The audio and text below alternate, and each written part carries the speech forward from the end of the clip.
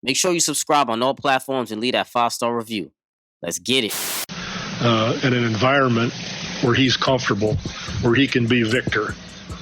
He's not LeBron or Tim or Kobe or anybody else. He's Victor, and that's who we want him to be. Talk about it! You are now tuned in to Above the Rim. Hoops talk for the street. Family, what's good? Welcome back to another edition of Above the Rim. Hoops talk for the streets. You already know how we do, family. Brought to you as always. It's your host, Justin, aka Just Blaze. Family, you know the drill to get in contact with me. You can always hit me up and follow me on Twitter at JustBlaze_513, on IG at JustBlaze513, on Facebook and YouTube. Search Above the Rim Podcast. Also email the show as well. Above the Rim NBA Podcast at gmail.com. Tap in and leave the family a voicemail. The line is always open. 908-718-1592. Family, you already know the deal. Best way to support the show is by copying your merch. Link is in my bio. Very easy to find. I appreciate it, of course. Make sure you hit me up and leave me a review on iTunes and Spotify if you rock with the show. If you're watching on YouTube, make sure you hit that thumbs up also as well. Subscribe, comment, show love. Tell me your thoughts. I want to hear from you as well. Let me know. Joining me this week, family. Another good brother that I've connected with in this podcast game. Host of the Off the Ball Pod. Make sure you go check out his show, the Off the Ball Network as well. NBA draftologist, I'm going to call my man right now. Make sure you follow him. Second time on the show, my guy, Chris Lebron. Appreciate you, my brother. Thanks for joining me. Hey, what's good, my guy? Appreciate you having me back on the show. I'm excited. NBA draft analyst. I mean, it's crazy how many people have me on. Draftologist, bro. You hit me with the ologist, man. You're making me feel I got to add that to the bio, man, bro. Make sure you do. I've been peeping the list. I've been peeping you leading up to the draft. How you been rocking out? How you been letting the streets know who's the best prospects, who you think is best. And, I applaud you, man, because I respect the work, brother. I always respect people who do great work, and you do exceptional work, my brother. You know what I'm saying? I always got to show the people love. I got to show the streets love, man. I'm the same way, bro. That's why we connect, because I'm the same way when I host my pod. I always showing, whoever's on the pod love and all that. I respect whoever comes on the show. So I appreciate that love. Ologist. I got to add that. Ologist. Make sure you add that to the bio, Yes, sir. Yes. Family, so let's get it rocking right here, man. If you didn't know, we about to come back here and talk about the NBA draft. Got my boy Chris LeBron is out here, but let's start off with a copping or dropping right now, right? Copping or dropping, I'll throw out a hot take. My man, Chris, if you agree, you copping. If you disagree, you dropping. You let me know why. Let's get into it, man. So over 25 years after drafting Tim Duncan, first overall pick in the 1997 NBA draft, the Spurs selected another franchise-altering big man in Victor Wembanyama. 7'3", 7'4", with guard skills, quick feet, can handle on a perimeter, can defend on the perimeter, good shot blocker, supremely talented, of course, can do it all on the floor at his size. And now that the Spurs got their future superstar, the NBA is anxiously awaiting to see my man on the floor. Hopefully we get to see him in the Summer League, but we'll see how that goes. But when you watch Wembanyama right now, it feels like you're watching the future of the NBA right before your eyes, right? So, copping or dropping this take, Chris? Start off a little hot right here. Copping or dropping this take? Victor Wemby will be an all-star in year one. Copping or dropping this take? Putting you on the spot, brother. Oh, it would be an all-star. Yeah, one. It might get some Yao Ming vibes, like when Yao came in, and he might be an all-star by default because he got a whole country, but I don't know if it's as big as China. I'm not gonna. I'm dropping. You dropping it? Tell me why, brother. Yeah. I think he's gonna have like a borderline type all-star season. I think he's gonna be, provide impact, for sure. I know people stress about, his durability and all that, but he played every game this year. Yeah. I know it's not strenuous, maybe not 4 games in a week like that. They play like 1 or 2 a week, but he played every game. Every game. So he showed us that, hey, man, I'm durable. Like, if that's the one concern, if that's the only concern, I showed you guys. I think they played 65, 70 games, something like that. But he played them all. So he showed that. But I don't know if France has the reach like China. They love ball out there. And I know Yeah, he won All-Star. He went to the All-Star game in year 1, right? Was he as there as a starter?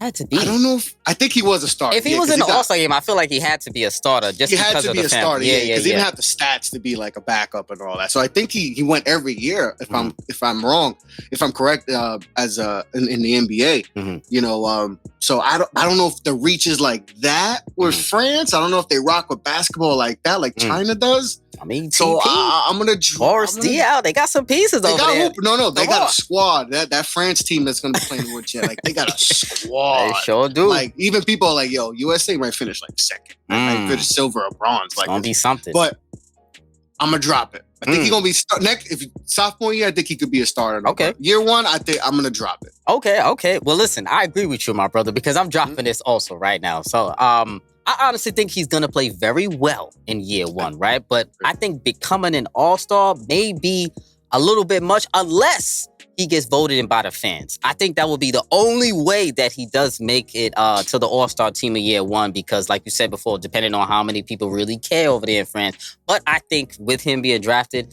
it's going to be like a renewed interest in France into the NBA and paying more attention to it. So you know that's going to bring all of the extra fans there. I don't think the coaches will, only because usually when the coaches vote somebody in the All-Star game, it either has to do with tremendous stats or your team has to be winning. And I don't think either one of those is going to be the case with Wemby in his first year because the transition to the NBA is going to require him to adapt to the physicality of the league. And, you know, that's a challenge that's going to really shape his potential as a future Hall of Famer as how he adapts to the physicality of the league, right? So looking at him, we know he's a phenom. We know he's a great prospect. What are your expectations for him in year 1? How do you see his year shaking out with the Spurs, with not as much talent, but him being the focal point of that offense? I think he's going to have a really good season. I think, you know, all rookie first team, yes. You know, rookie of the year. I'm expecting stat line, I would say, you know, 18, 17, you got him at. Okay. 18, 19 a game, you know, 8, 9 rebounds a game. Probably high end 2 blocks, almost 3 blocks, maybe lead the league in blocks simply because he's, you know, even if he don't even not play basketball, he's 7'5" and like, you know, he could block anything. So like, that's just like automatic. I think he's, you know, a couple steals a game and all. I think he's gonna have a really good rookie season. So give me the line right now. Give me the stat line. What do you think? You said 18. I'm gonna say 18 and a half. Let me get 9 rebounds. Close to 3 blocks a game. Oh, okay. That might be leading the league if he get close to 3. I wouldn't be surprised. Okay. That might be enough to get his ass also. That might, you know, that's that line might. 18 and 9 and 3 blocks, that might be enough, brother. Triple J just went to the All-Star game with numbers, I think a little bit less than that or just about the same. Right. A little bit less than that. Yeah, I think he's going to have a really good rookie season. You know, I think he's going to figure out, you know, because I don't think they're going to put him on the block as much as maybe people think and all that. And even if so, there's not a lot of centers he's really got to really worry about like that. Maybe 2 or 3 at top. You got Jokic and Embiid that might give him the business if that's the case. You know, that, you know, like, all right, 3-4 nights a year, that's going to happen. And they're giving everybody trouble. Yeah. And they're giving, those are MVPs. So, you know, so like you can't be mad at that. You know, other than that, you know, everybody, any other center that he could probably, you know, be able to work against, you know, even Gobert, and he knows Gobert, you know, so like that's not gonna. He knows how to work him already. We know Towns don't like being the center. You know, he likes being a 2 guard. So you don't got to worry about that.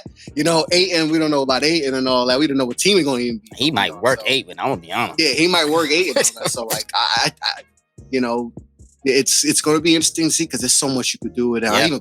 Even I saw an interview with Pop, and he was just like, we don't even know what we're going to do yet with him. Like, it's just like, this is truly a unique player that like there's endless possibilities you could do with him. So like, you know, and you just see the Pop smile. Like, he had been smiling for like 4 years. You know, in a minute since Pop been smiling. And now he's gritting. He's answering. No, we don't have to end it. We don't have to end the interviews yet. No, one more. Like, he been cheesing all through all these interviews. He's been hella cheesing. So like, you know, he ain't like that. He's like, you know, that's it. All right, I'm out. No, one more. We'll do one more. Yeah. Yo, it's true. Like, you got, it's crazy. But yeah, I think stat line that wouldn't that's fair. Me and all that. That's I think fair. something like that. That's fair. So I think it'll be about if I had to go, I'm gonna say 16, 8, and 2 blocks. I'm gonna go somewhere around there. 16, 8, and 2 blocks. Somewhere around that. Yeah, I think around there, depending on, who else they get throughout the year, depending on how much. That's another thing too, because they got cap space, and now guys are gonna be like, exactly. I want to see what's over there. I might want to try it out.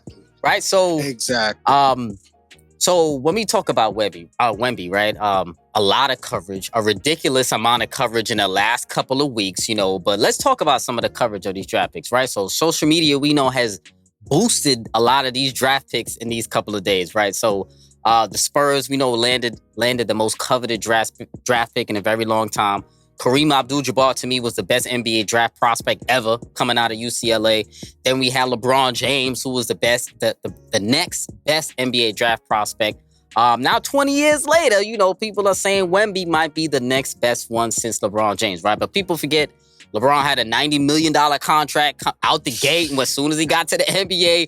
And then people bank and bank. And people also forget that Zion also had some crazy hype coming into the league. That's what I think a lot of people are forgetting, right? Because Zion was pretty much the last rookie to get this kind of hype coming into the NBA, right? But it seems like Wemby, I don't know if it's a social media thing or whatever, but it seems like the Wemby hype has gotten a little bit crazier and a little bit more than Zion into some people think, right? But Zion had a lot of hype also, like I said. I know a lot of recency bias is crazy, but who you feel like had more hype, Zion or Wemby coming out?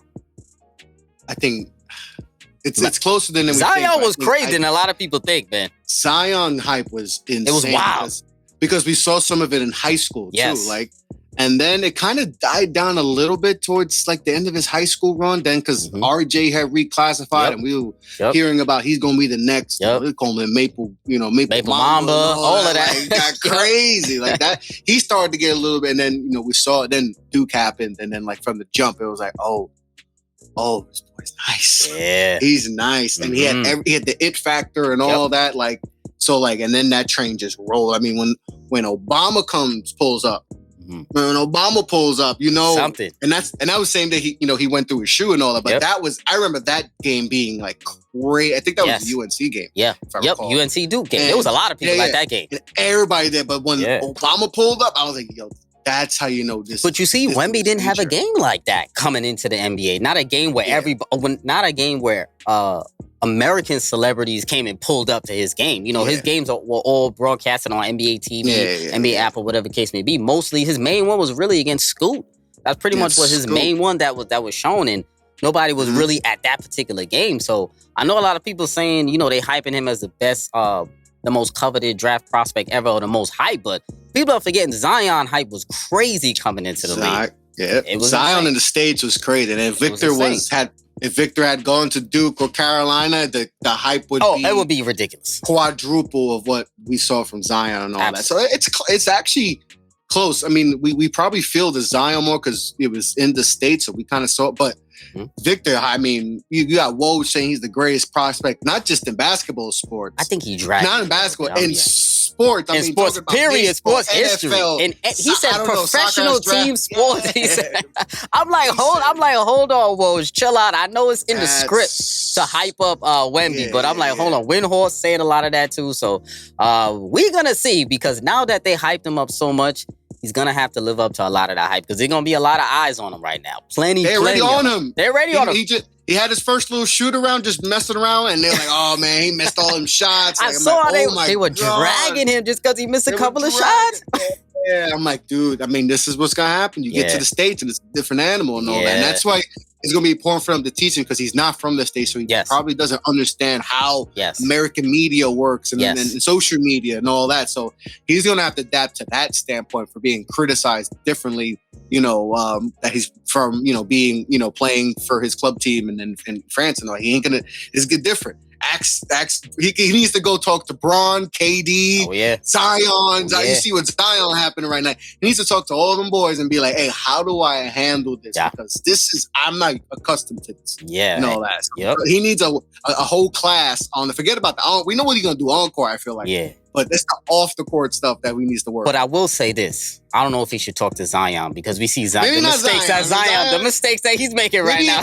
Maybe a few years from now, he can talk to Zion. He's making a little bit too many mistakes right now. So my son got to chill out a little bit. My boy got to chill out. That's neither here nor there, but my boy got to chill out a little bit. He's making some bad decisions, but you got a little fatal attraction going on. So Wemby, I hope you're smarter than that, my brother. Don't do what Zion did, all right? But he got a couple more years to get there. But so let's talk about the rest of the draft, right? The main part of the draft, especially picks number 2 and picks number 3, because that was pretty much the real controversy surrounding this draft, right? Because I've been very vocal about it. The number 2 pick, the number 3 pick, Scoot Henderson is my guy. A lot of people know that. I think the Hornets made the biggest mistake in a draft that you could have, passing up on Scoot, who I think could be a generational talent, all-star level type player very early in his career. Aggressive attacking guard, can play inside and out with a chip on the shoulder. Humble yet confident, you know what I'm saying? I think the Hornets passed up on the better player, in my opinion. And that's not to say that Brandon Miller is a slouch, because he's no slouch. He's probably the best college player in the nation last year. 6'9", athletic forward. He could shoot. He could catch lobs. He could run the floor. Who may be a better fit with LaMelo, who's a bigger guard. But I question his choices a little bit by saying Paul George is his GOAT, you know what I'm saying? But he's a young man, so, I'm going to say, I guess they're consuming basketball a little bit differently than us, But hey, he's a young guy. So I'm swinging it over to you, my brother. So did the Hornets make the right choice picking Brandon Miller over Scoot Henderson? And then when it comes to those two players, who do you think will ultimately be the better player in your opinion? Scoot Henderson or Brandon Miller? Talk to me. I'm with you, bro. I was on the Scoot train and all that, and I would have went with Scoot. To me, in the NBA, just take the best player and you make it work. Not like football where, all right, you need an offensive lineman. You probably should take one, even if it's probably a couple spots ahead. You take the offensive lineman because that's a need. You got to protect the quarterback. Basketball, you make it work. You got LaMelo, okay? We're gonna take someone, all right? And maybe that gets LaMelo a little bit more, focus on basketball, because it feels like we always talk about LaMelo, but it's always the cars, the grills, and everything else other than basketball. The ladies, whatever it is. Yeah, it's always some other than who. And for Charlotte, let's keep it a buck. Everything they got going on with that franchise. PJ Washington with his messy stuff. Yes. Miles Bridges with all his messy stuff, which is really bad and all that. I felt like if you take Scoot, you don't got to worry about that. He focused on ball. Yes. First of all, he's built like a tank. Yes. He's built like Derrick Rose. He is an NBA ready body. NBA ready body. I know that there's limitations with shooting it, but they said the same thing about Derrick Rose. All right, not a great consistent shooter. Well, 3 years later, he was the MVP. And I'm not saying that's what it's going to be, but like we always so much we focus on. Oh, he can't shoot. Well, eventually you can develop. Right? Yeah, you can develop a Jade, and it's situational. Yeah, and then the in between game I think is pretty solid with him and all that. And I know we sometimes focus on numbers, but he's still young and all. I just felt like that was the guy. I feel like he's an all-star NBA, all NBA MVP caliber player. And it's not that taking Brandon Miller's back, because he was third on my board. So it's not like I was like, oh my God, they took the 9th best player. They took the 3rd best player on my board. But I would have went with Scoot. I think he's he's going to be an impact player and all that. And like I said, if you're Charlotte, there's just too much going on, and like the Brandon Miller stuff that's still happening. All that stuff is still ongoing and all that, and like he should be good, but we don't know. Like there's still like, and do you really want to have to deal with that? And then you got to deal with maybe Miles Bridges comes back. You're gonna have to deal with that.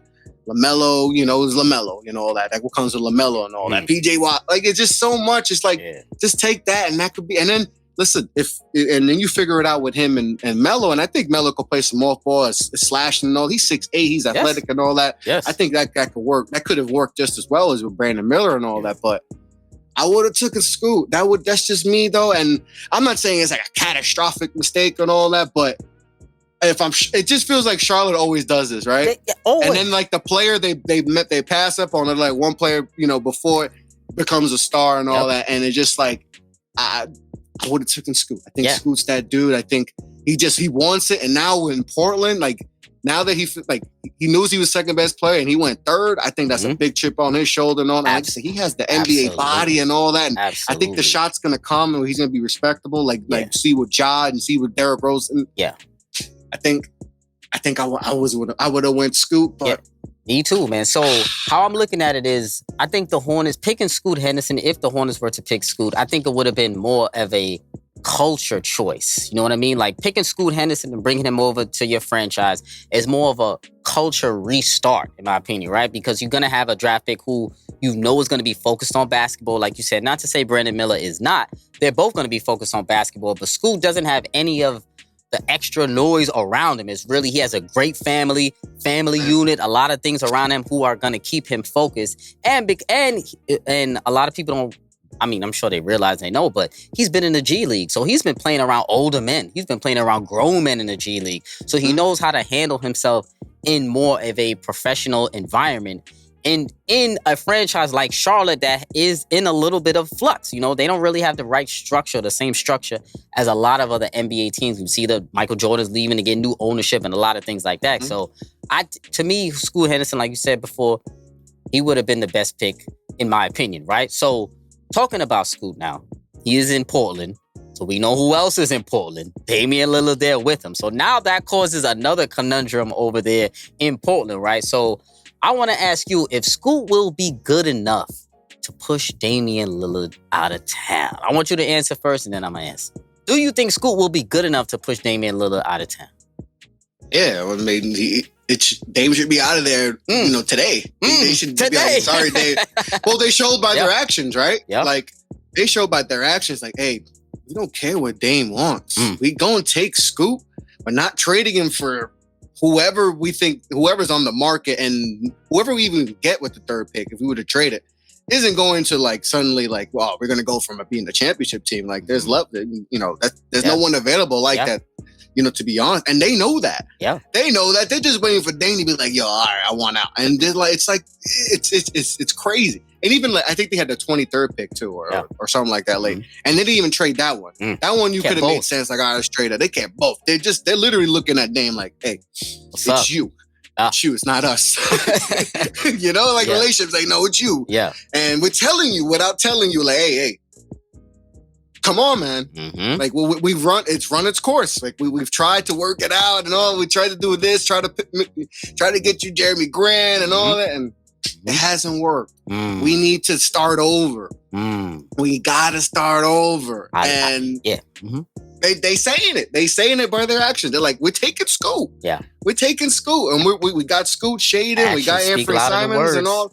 Exactly. So they're saying, hey, event, and he got every day is he's mad at this. He's mad at, hey, you know what? Yeah. Let's talk like men and be like, hey, we appreciate everything you've done for this franchise. You are best player ever. You might get a statue, maybe.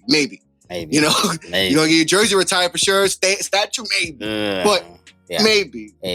But it's we gotta move on. So, we gotta move on. Sounds like you're saying the writings are on the wall, my brother. For me, it's been like that. It's been like that. The minute you got the third pick, it was like, okay, it's over. Yeah. It's over. So how I'm looking at it is, I'm a little bit torn on this because I don't know, man. Is he good enough to push Dame out of town? I think he is, like you said also as well. But like you said also, it's still on Dame right now because I think the franchise actually wants to move on from Damian Lillard, but they are just giving him the courtesy of allowing him to choose when it will happen. And at a point in time, the franchise is going to say, listen, all right, we gave you enough time to make your decision. You haven't made your decision, so we're going to make a decision for you, right? And to me, it all depends on the offers, in my opinion. I think the Portland Trail Blazers know what's being offered for Dame. I think they have a lot of their offers on the table that's not into the public. They know the certain teams that's going to come after him. They know what those teams can offer. And I think it's really up to the franchise to really grow a pair and just say, listen, Dame, we're going to give you 7-day deadline, 10-day deadline. You got to let us know in 10 days if you want to work with Scoot, or we can trade you for pieces and really start our new builds. Now, it will be up to them to decide if a 2-point guard system can work in this system. And that remains to be seen because they're two smaller point guards.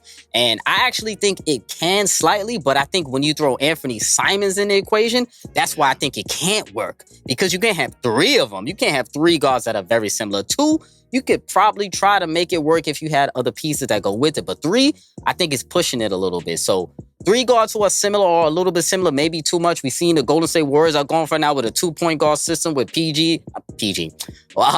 with Chris Paul and Steph. We've seen a lot of the Suns are going with a 2-guard system with Beal and Booker. We've seen a lot of teams that are trying different things. Now, they could try that out too with Dame and Scoot, but it's up to them if they really want to pull that plug. And I think it may be time where they need to pull that plug because I think it's going to have to be a strict decision. Like, listen, bro, 7 days. Let me know. You working with Scoot or you not? Because my man's is here to stay. Yeah, I think they're hoping that Dame is just like, all right, you guys fine. All right, I'm in. Let's fine. But I think it's limited though. His teams though. I think the teams are limited. I think it's 2 teams. Yeah, I think it's Miami and I think it's Philly. Oh, well, then I got 3. I think it's Brooklyn. You got 3? You got a third team? I actually think Brooklyn Nets are the main team. I think that might pull a trigger on that. Do you think they would want to go through that path again of trading picks and trying to go for that superstar again? Or Yes. I think they should go organic, do the way they're doing right now. Because like they got burned last time. It's like, let's go away from that. Let's build the team. And then we want to go, if we want to try to find a star in a few years. But we just got the KD and Kyrie stench and the Harden. You know, it didn't work. Let's build around Bridges and then let's bring back Cam Johnson. We got some good draft picks with Dariq Whitehead. And I forgot who else they drafted, but they got some good picks too. Yep, they got some pieces to build around. I'd rather go that route, and I think the fans rather go through that than let's go get Dame and trading Bridges. Let's say they trade Bridges. It's like, yo, he was playing good when he had, he was the number one guy. You don't think Dame could accelerate that growth of Mikal Bridges? If they don't trade Mikal, yeah. Keep him, Mikal. Yeah, keep him, of course, yeah. Do you think Dame could help accelerate the growth of Mikal? I think he could help, but like, how far are they going? Are you putting them up there with Milwaukee and Miami and some of those Boston? Are they even better than Boston right now? No, Milwaukee and Boston, I think, are clear a step above the rest. That's why I think Miami is going to be the team. I think Miami, like. They have some pieces. I know it's not as sexy as Brooklyn or maybe even Philly, but I think they got the pieces and to entice, Dame to be like, hey, you're the missing piece for us to win a championship. Yeah. Right? Those other teams, Brooklyn, all that, you still come here. Building block. Mm-hmm. We can win a championship. We're Dame Lillard away from winning a championship, right? That's what we've been missing the last 2 years, last 2 times we went to the finals with Jimmy. Yeah. That's what we've been missing as a scorer. Yeah. You're that missing piece, all right? And you're going to get what? Tyler Hero, Lowry's expiring contract, Jovic they drafted last year. You can give him Jaime Jaquez they got this year, maybe a couple first-round picks. I think Miami's the team he's going to. Wow. See, I think it's going to be Brooklyn. You think it's going to be Miami. So we're going to see because it's about to get sticky in the next couple of days. Let's be real. It's about to get sticky. It has to happen quick. It's got to happen quicker, because we can't just wait. We got summer leagues approaching, right? Yes, brother. We got to see it. It's going to happen soon. I absolutely think it will. So let's talk about which teams won the draft, right? Because there are a couple of teams with some picks that a lot of people are not familiar with. I'm going to let you start off right here. Who were if you had to pick one team or 2 teams, who would you say is the winners of the draft? Or who do you feel like did the best in the draft, in your opinion? And what do you think about those picks? I love Utah's draft. I think they drafted 3 guys. I think they drafted 3 guys in Bryce Sensabaugh, Taylor Hendricks, and Keontae George. I think one of them is going to be an all-star. I think and that's all you need. One of them got a hit. That's a win. And I think so. So they took 3 chances on 3 upside guys. Keontae coming into the season was supposed to be like a top 5 to top 10 type of player. Yeah. And they got him at 16. Bryce Sensabaugh is a bucket. I know his defense is, I think we might play better defense than Boy, but he's a bucket though. And he's strong, 6'5" and all that. And Taylor Hendricks, he rose, he's an efficient scorer. Shot like 40% from 3 and all that. 6'9", can block shots too and all that. So, he's I think they took 3 guys with high all-star level potential. And I think one of them should, should be an all-star in the next 3 to 5 years. I think they definitely did a good job. And Atlanta too. I like what Atlanta did too. Yes, they did good. They drafted one of my favorite players. He was in my fave 5. With Kobe Buffkin. Second half of that Michigan season where things started going downhill for them, he kept them a little bit. He kept things as above water as possible. There, and he was a bucket 3 level guy. Improved so much as a 3-point shooter. His defense is on point, so I liked what they needed him with that because there's uncertainty with Trae Young, possibly, and then DeJounte. We don't know their futures with them, so I think they added a piece that in case maybe they flip one of those guys in the next couple of years, they got maybe potentially their guard of the future. And then Muhammad Gueye is someone that freaky talent. He's raw. Yes. But if you could figure it out, he could shoot a little bit. He could block shots and all that. And Seth Bunny too, I think is just a nice glue piece. Yes, he shoot a little bit. Penn State and all that. He's low key solid. I think he could definitely be a rotational piece for this team. So I like those are the 2 teams that drafts that really stood out for me. Yeah, I feel you. Those are great choices because a lot of people aren't talking about Utah and how well they did on this draft. I think, low key, I wouldn't necessarily say they won the draft, but I think they did pretty good. I like what the Orlando Magic did. I like what they did with their picks. So, picking Anthony Black and picking Jett Howard, I think are 2 guards to add to the rotation. But I think it's the only way it works really well is if they get rid of some of those guards that they have over there. Oh, obviously. They're not high on those guards, obviously, because if they took Anthony Black with the 6th pick, it definitely meant Suggs and Cole Anthony are out. Exactly. Because I think Markelle Fultz, I feel like they're committed to a little bit. I feel like he's still a project for them that they may be committed to unless someone else gives them an offer. Bench, he could be a 6th man of the year. Absolutely. He's a great combo guard to come off the bench. But, choosing these 2 guards, Anthony Black and Jett Howard, I really like. That's one of my guys. I really like him, son of Juwan Howard. Everybody knows he's a big man. What is he? 6'8", I think, like this. 6'6", 6'8". Oh, 6'9", damn. 6'8", 6'9". When he got twitchy handle, he's a prolific 3-point shooter. I love how he's shooting the ball. Pull-ups. Off the catch, he can play really well. I think he's hungry, right? And I think he's hungry to prove himself. So I think he's going to be an excellent pickup over there for the Orlando Magic. But they got to move those guards out of the way, which I think they are already intending to do. Yeah. So I like what the Orlando Magic did because I like the other pieces that they have along to go with it. Paolo over there, Bol if they keep him, Wendell Carter Jr. They have a lot of pieces that could mix in with that nucleus. And if they go after themselves and go get a free agent, because they're one of the few teams that does have a lot of cap space, they could sign somebody of some real relevance right now. Really make some noise. They can make a power move. They can make a Cleveland, like what Cleveland did last year. Yes. I think they can make that type of move because, they can trade enough players without giving up that core. Yes. And like same thing with Cleveland did last year. They gave up a lot of pieces, but they didn't give up that big core. Yep. I think Orlando's in prime position to definitely do some special things in the next few years. I agree. Absolutely. Absolutely. So let's talk about some sleepers in this draft, right? 2 to 3 sleepers in the draft. Who you have as sleepers in the draft? Me, one of my sleepers was Jett Howard because I feel like the Orlando Magic did well. But throw me some sleepers who you feel like who people are sleeping on that have come out in this draft. I'm a big Andre Jackson Jr. fan. I think he was in the low 30. I don't have it in front of me the draft the second round, but Andre Jackson was someone I like. I just think he's I think of him like that Bruce Brown type player, and we see in the NBA where how much role players are so important. Yeah. We saw Utah and Miami. Those 2 teams got to rotational pieces and all. And Andre Jackson, to me, he's a slasher. He's a tremendous passer at secondary. Just like Bruce Brown and all that.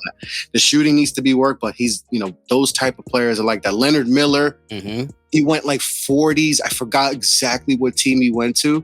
I think he went in the mid 40s. Yeah. I would have to pull up, but I liked him a lot. It's like I said, a lot of those guys, that was like the meat of the draft. It's like that 30.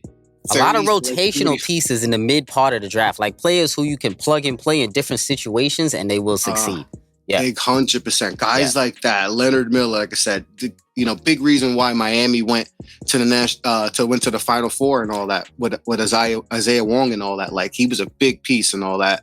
So like guys like that, I love that in that second round. Those are guys that to me could be like 8-10 year players in this league, and that's where you have to fill out for your roster and all that. So guys like that, I love. Something I wanted to ask you too, man. Cam Whitmore, how low he fell in the draft. that to me was the most surprising thing. I know a lot of people, they were worried about, what was his thumb injury they were worried about, right? They worried about his thumb injury at Villanova. Yeah, Villanova, he's 6'6", big wing. I didn't expect him to drop that low. I thought he was going to be a top 5, top 6 pick. I'm sorry, it couldn't just be the thumb injury for me. What else could it be, though? From what I heard from a lot of, especially like, I talked to a lot of Detroit Pistons people who cover the team and all that, and what they hear was just like, just didn't come in with the best work ethic, and like as far as maybe didn't like his, the interview process and all that. But okay, it could be the mental aspect. I get that, and I get that's probably what hurts a lot of prospects is the interview. But we have to put in perspective that we're dealing with kids here, 19-year-old kids, like they don't even us know at what 19. To say. Let's just like us at 19, trying to get a job at a Fortune 500. We would be like, you're a little bit overwhelmed with what's going on. Overwhelmed and all that. So like, not that that's like a the number and like an excuse and all that, but like we got to put in perspective that this is young kids and like, some people just handle it better and all that. Yeah. So that's what I heard a lot. And what's crazy is that I know a lot of people mocked him to Houston at 4. Now they get him at 20. But there's two ways of looking at it. The way you look at a prospect at 4 compared to 20 is different, right? So different. Men, let's say instance for men, you're going to look at a men different than Cam because, well, he's a top 5 pick, man. We're going to invest more. Cam, now he's at 20. He's like, we'll invest in him and all that, but men's are a priority. Jalen Green's a priority. All our, Jabari's are a priority. Yeah. Cam's going to have to do the little things in order to show that. So that could be a good thing, though. That could be a good. So that's the other side. That could be a good thing for him too, because maybe he needs less pressure also as well. He's not a top 5 pick, so less pressure on him to perform. Yes, because a lot of people talked about him being like one of the highest boom or bust prospects. Yeah, because some people like there is no in between. Either he's gonna be an all-star, or he's gonna be out. He's gonna be out of the league by 24. So this could be a blessing in disguise for him. I know he was tight, he was upset, but that's the way he has to look at this. It's like okay, all right. So they thought I was the 20th best player in this draft. All right, I'm going to show them. And all right, and I got to do the little things that some people thought I think I can't do. Yeah. I'm going to show them that, and I'm going to crack the rotation, and I'm going to show them that, hey, I'm better than number 4. He's my teammate, but I'm going to show you that y'all should took me at 4. Yeah. So that's the mindset he needs to have, and maybe some guys that's what they need, and all that. So that's a steal. Absolute steal. A major steal. I thought there was going to be more teams trying to trade up to get. I thought the Lakers may have. I kept seeing the numbers go down. Like, damn, nobody's going to pick him. And everybody was writing it on Twitter. I'm like, oh, wow. Yeah. I'm like, damn, there must be something. Yeah, I thought the Lakers were going to pick him too. They had, the 17th pick? I thought they were going to pick him. Yeah. So many teams passed up. So maybe it helps him in a way, because like you said, it could put a chip on his shoulder now. Now he's going to realize he has to do more of the little things to really be a contributor in the NBA. And I think that Andre Johnson's going to the Bucks, by the way. Yeah, so I just that's perfect. Yes, that was a good pick. Perfect spot. That's a perfect spot. So But I think the Heat also, I think, had a great draft. Jamie, I'm thinking his last name. Jaime Jaquez Jr. Jaime Jaquez Jr. Yeah. UCLA product. I think he's a very, Jimmy Butler type of architectural type of player. He culture, man. Yeah, he's straight fits that he culture. I'm sure Mo Cheese will be hype at that. I know he's but he gonna fit in perfect and all. He just 4-year college guy too. Yeah, certain teams have their type of player, right? Yes. We see that a lot in football, right? You hear that there's Eagles players, there's Patriot players, in the NBA, we got the Heat. They got their players. And like some people maybe he would. And I had him like in the 30s, I believe, on mine. But when I saw Miami was taking, I was like, oh, yeah. They weren't playing. They got a plan with him, and he going to fit in. And I wouldn't be surprised if he's not traded. I hope not. Not traded. I know, right? The Dame stuff. In that Dame deal, right? yeah. Because he's going to be in there. Best believe he's going to be in there possibly. So I think he's a good fit. And I think we'll definitely see him get minutes and all that, because they got to get a little bit younger. They got to get a little younger. Because that's what hurt them in the finals. Exactly. Too. Like, they just don't have enough young guys playing. Exactly. Also, I think the Warriors, they kind of solid too. Getting Trace Jackson Davis, I think he's going to be a solid big who could come up. I think he was second to last pick. Second to last pick. He's going to be a steal in the draft. So I think that's going to be a big pick for them. And they also got that shooter. I'm forgetting his name right now. Brandon Podziemski. Yeah, Brandon. Yeah. Yep. He's going to be a nice combo guard coming off that bench too. So the Warriors also got a nice, some nice sleeper picks also there as well. So any more sleepers before we close this out, brother? I got to let's see. GG Jackson going to the Grizzlies. You know, I think I know he was, you know, I had him as my 15th best prospect. He goes in the middle 40s. I know some people like, oh, the Grizzlies. I mean, because of John and all that, but I think that's a good spot because I think there's opportunities for him to play. Yes. You know, especially at that 3. You know, because that's kind of a position they kind of need. They need scoring and they need wings. They don't have wings. Exactly. You know, and they need lengthy wings and all that. So that's how someone he's gonna go there. He's going to you know, they got Marcus Smart there, so they're gonna have some vets to be like, you know, to groom him because you go in and he's another instance of where like, you know, coming in, he's the youngest player in the draft. You know, he reclassified, so he's supposed to be in his freshman year of college right now. You know, he played at South Carolina. Let's keep it real. South Carolina, they don't got hoopers out there. I know. So they don't got hoopers. And he took over and he didn't shoot the ball well. And I know people were stressing about his defense, and that was bad. It was really bad. But defense and maturity and all that, but he's young and all that. And he's going to go there and, you know, maybe this is the best thing that happens to him. You know, humble and all that. But there's an opportunity to play though. So, you know, work on the little things. Because listen, you're not going to have the ball in your hand like that. You know, especially when Ja comes back, you ain't going to have. So, you know, early on, work on the little things, work on your fundamentals and all that. And if you do that, then you're gonna be able to get in the court because they actually need you. Yeah, so like this could be a blessing. Yeah. So this is a good spot. And so I like that spot for him. And Amani going to the Cavs too is another one. Yeah, that's a good pick for them too. That was a good spot for him because he get opportunity to play. And the same thing applies with Gigi, you know, reclassified and all. And we know his was even greater because they were talking about him being the next KD. So, you know, I think he's going to a good spot with Cleveland. He's going to have Donovan to teach him, you know that. You know, teach him how to be a scorer and teach him do the little things and all that. So those two guys, I think, went into perfect good situations that hopefully, you know, we'll see them get to, you know, maximize their talent long term. And hopefully they could take advantage of those situations that they were drafted in. So we'll see how that goes. Family, I appreciate you for joining me again for another episode. My man, make sure you hit me up on Twitter, IG, Facebook for your taste. Chris LeBron, my brother, I appreciate you for joining me on short notice. I know I hit you up before, but I know I hit you on short notice for this, so I appreciate you always giving your insight. I appreciate you. We're going to talk a lot more about the draft and a couple of other these prospects that we talked in here. I appreciate you, of course, for your time, brother. We're going to see how these draft picks start rocking out with this year to come. Family, make sure you checking out Chris LeBron. Make sure you checking out the Off the Ball Network. His show Off the Ball podcast is too. He got a couple of hitters on that network, couple of good guys over there. I really like what he got going on. Appreciate you, my brother, for the time as always, man. Man, thanks for having me on, brother. It's always a pleasure. When you hit me up, I was like, "Yep, let's make it happen, man. Let's make it happen." You know, it's always a pleasure. I respect all the work you do, man. Same here. You're killing it too. You know, so you know how much how much respect I have for you and your basketball knowledge. So same like here, I said, brother. whenever you have me on, I'm always gonna make time to come on, brother. Same here, my brother. I appreciate you, of course. Family, make sure you hit me up. Make sure you subscribe. Tell a friend to tell a friend. 908-718-1592. Let me know what you think about the picks in the draft. What do you like? What you don't like? You want to scream at me? You want to scream at Chris? You don't like who he picked? You don't like what he thinks about Wemby? Let me know how y'all feel about my man, family. This is episode 212, and we out.